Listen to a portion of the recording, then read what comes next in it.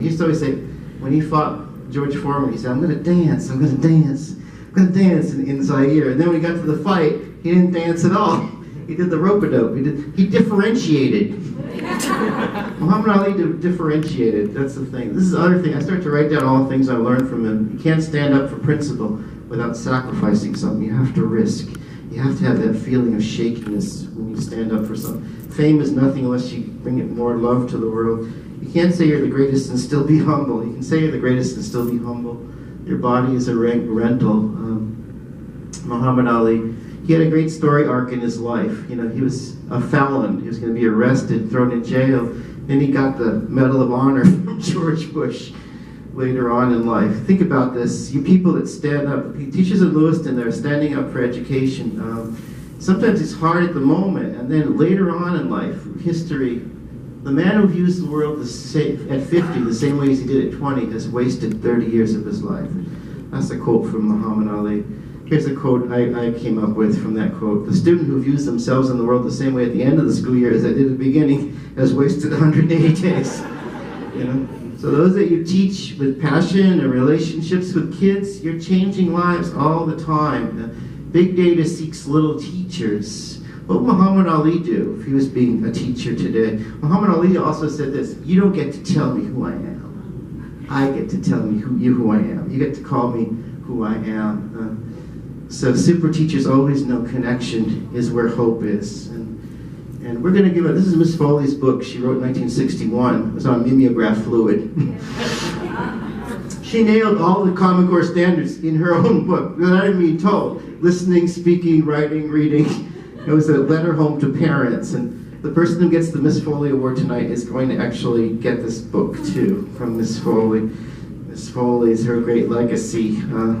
She talks about our great our poet laureate, who was Robert Frost at the time in the book. The other people that have received the Miss Foley Award are Tom Newkirk, Maya Wilson here in the front row. Yeah. Nancy Atwell. She received the Miss Foley Award years before she got the other thing, stupid thing from Saudi Arabia, whatever it was, the Global Teaching Prize. But Nancy Atwell was the winner of the Miss Foley Award, and she had it there too. And I think about what teachers do. I just saw a documentary on Donald Trump. That's Donald Trump and his father. And his great mentor was Roy Cohn, the guy in the McCarthy committee who was this terrible lawyer who just sued people, and basically, you know, he was his mentor. So he became who he is because of that teacher, that guy, that mentor. Hillary Clinton, she had a tough mother, tough father, really tough people. But then she met this guy, he was a youth minister, only for a while too, Dan Jones, and he took her to see Martin Luther King and her friends and changed his life. Sometimes it's only like a few things that a teacher does that changes somebody's life forever, you know? And so Miss Foley, she's that kind of person for me. And so the winner of the Miss Foley Award this year is, we need some kind of drum roll. Everyone.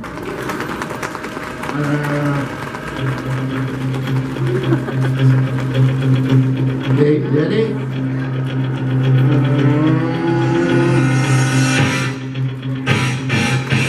The winner of the Miss Foley Award this year is...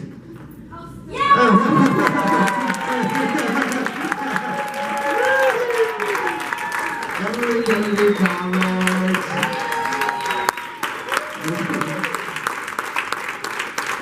It wasn't even close. It wasn't even close. Why do we love Emily Talmage? Save Maine Schools. Her little logo here of the sunbeam out. I have to say that her blog is the best blog on education that I have seen ever, I would say. And I've been doing this for years. I've been looking at all these blogs. Why do you like? I showed it to Maya the other day. What did you think about it? Yeah. She has a way of blogging that she uses images, and just how she does it, but more importantly, the truth that she brings. I wrote to Jim Horn, and Jim is in this book. Emily's in this book because Emily taught in one of these hard-ass schools, in charter schools. Where was that, by the way? It was in Brooklyn. Yeah, awful. One of these schools where they humiliate kids daily, and that's how she became a rogue teacher. whatever, but this is what Jim wrote. Emily exhibits a rare combination of intelligence, courage, commitment, and modesty. Her writing is clear, incisive, fearless, and spiced with her humane good humor. She's a bright star in an often scarily dark sky, and we and the children are lucky to have her on our side.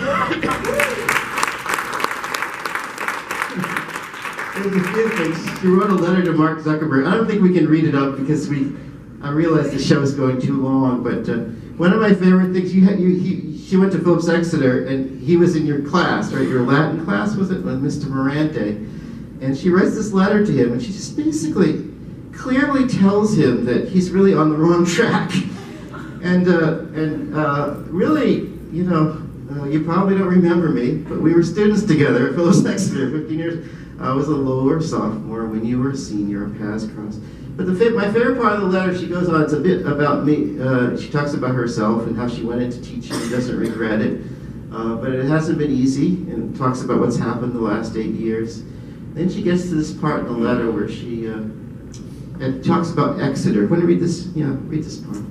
At Exeter, we sat around shiny hardwood tables, debating meaning buried within novels that were carefully selected by our teachers. We disagreed about interpretations of historical events, and were sometimes drowned out by the passion of Harkness warriors. I was never one of those, were you? Our teachers had ways of guiding us toward particular insights, but they never held us hostage to specific outcomes or competencies, as they are called now, before allowing us to move on.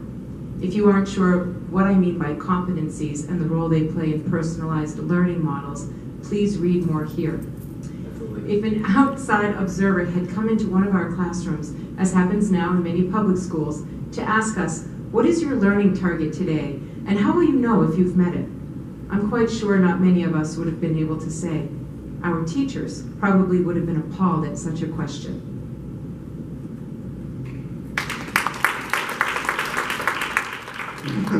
Okay, I won't read the end of the letter. I don't want to embarrass Emily anymore, but in her blog, you find out all the stuff. She knows where all the bodies are buried, you know, even the live ones.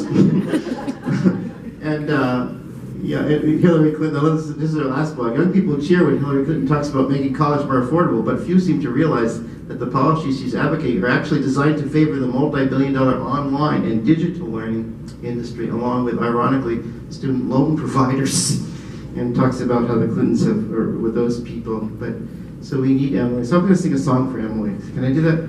Not the one by Simon and Garfunkel, but a different one. This is one, and then I'm going to give her the award. We're going to go. Is it okay if we go over a little bit? Yeah. Okay, because it's like.